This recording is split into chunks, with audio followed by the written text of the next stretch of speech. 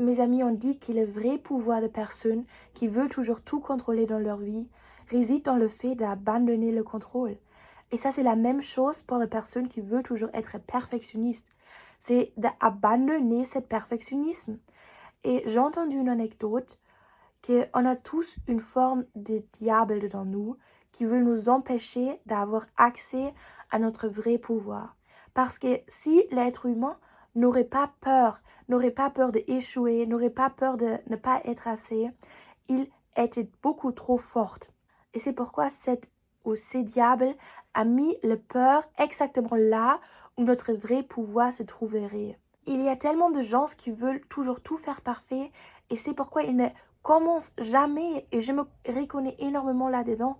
Et même si on essaye de toujours se dépasser, on va finir par l'anxiété parce qu'on ne peut jamais être heureux quand on veut toujours avoir plus, toujours être plus perfectionniste.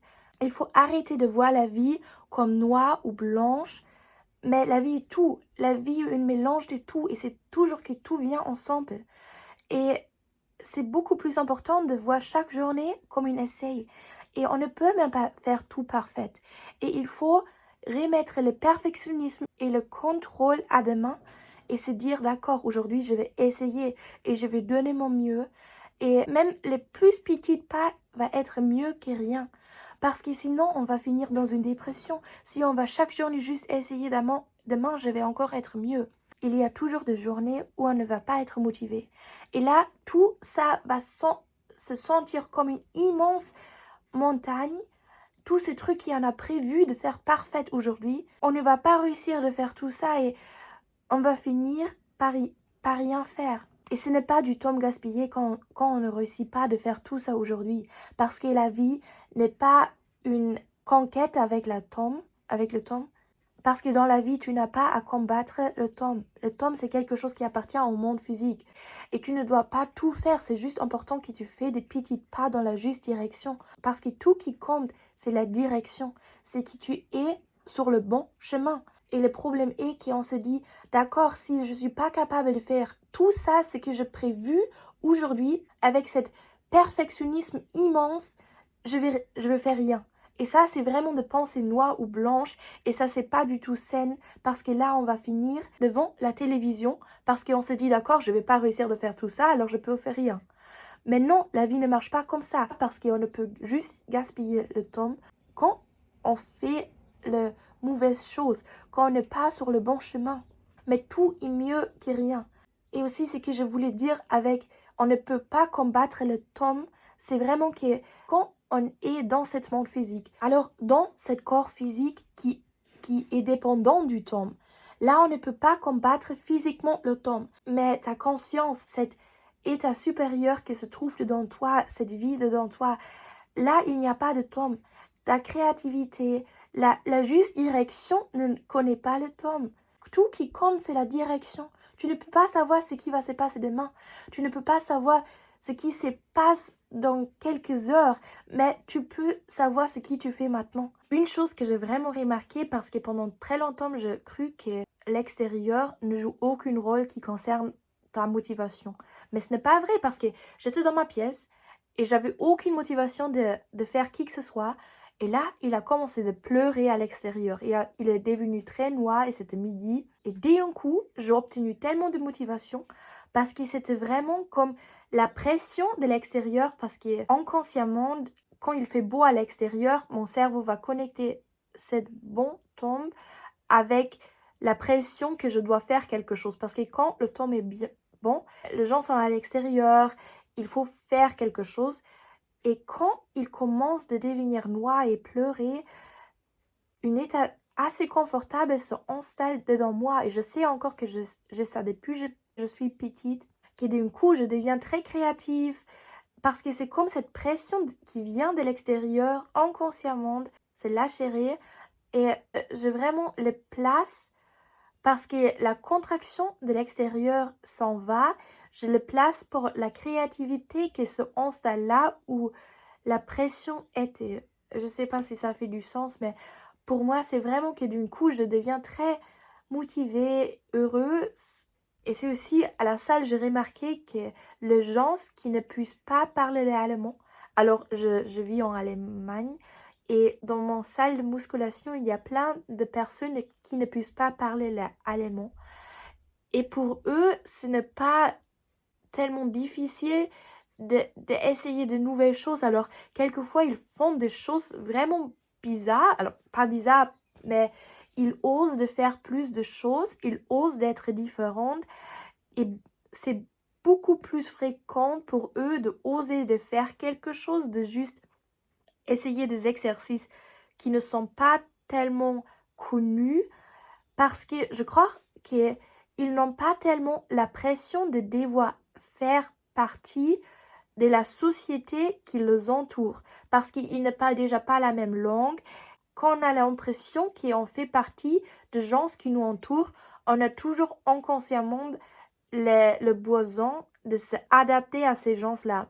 Mais quand on ne parle déjà pas la même langue comme eux, on n'a pas tellement le besoin de s'adapter à eux.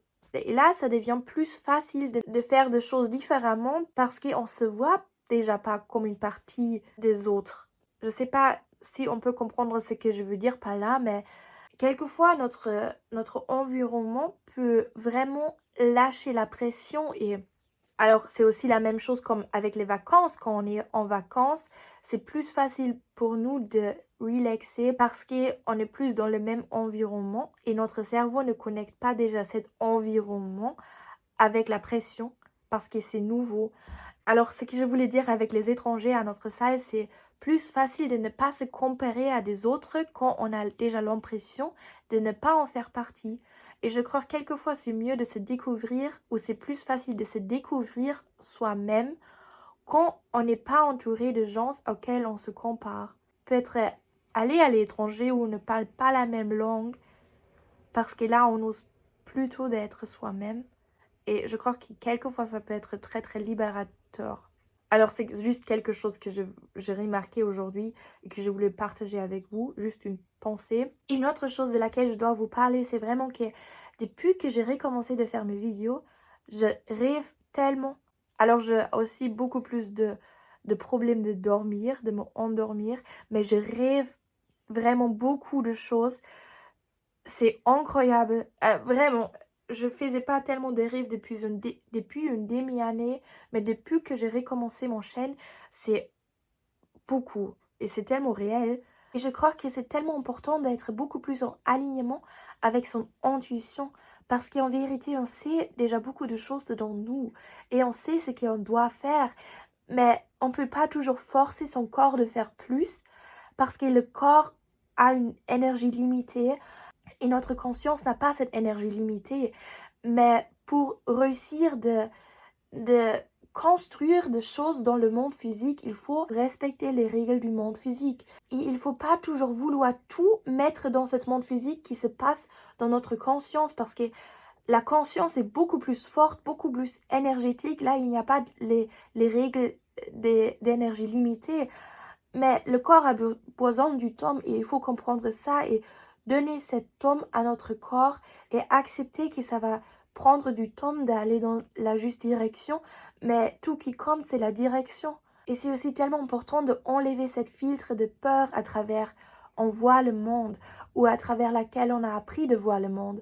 Parce que là, on a peur d'échouer, on a peur de ne pas être perfectionniste. Mais quand on enlève cette peur et on vit sans cette filtre, on voit le monde depuis l'amour. Et là, on commence à se dire, d'accord, je peux même pas perdre de gens, je peux pas perdre une statue, je peux rien perdre. Pourquoi j'ai tellement peur d'échouer? Parce que le fait d'échouer, c'est même quelque chose de tellement bien. C'est tellement bien d'échouer parce que là, je peux apprendre le plus. Et il faut arrêter de regretter des choses parce que même si on se dit chaque journée que demain, je vais commencer une nouvelle routine. Demain, je vais arrêter de toujours manger toute la soirée. Je vais arrêter de juste être allongée sur le canapé. Et tu réussis pas de le faire aujourd'hui.